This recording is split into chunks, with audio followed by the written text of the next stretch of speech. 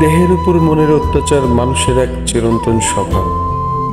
চাওয়া পাওয়া নিয়ে দেহের সাথে মনের দর কষাকষি চলে পুরো জীবন বেলা।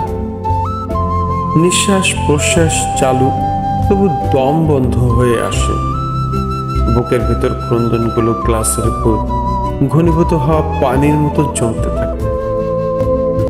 দুঃখগুলো কষ্টগুলো হৃদয়ে কোনো কিছুতে আঁচড় কাটার মতো চিরন্তন দাগ কেটে বসে।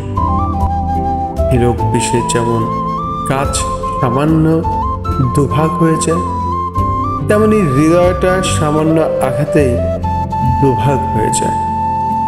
আনুমানিক আবিষ্কার করতে পারলেও মান্যতার অভাবে স্বভাব নষ্ট।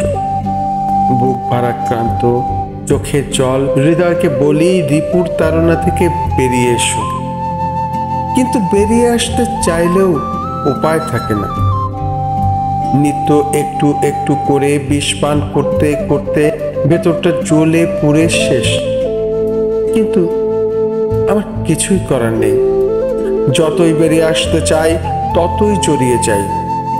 ফিরে আসার পথ বন্ধ। চারিদিকে কেবল নিশির আধার আমাকে চাপটে ধরে। নিঃশ্বাস ঘন হয়ে আসে, লুকিয়ে আসে ভেতরটা। এক একটা নিঃশ্বাস এতটা ভারী যা বহন করতে চোখে জল এসে যায়।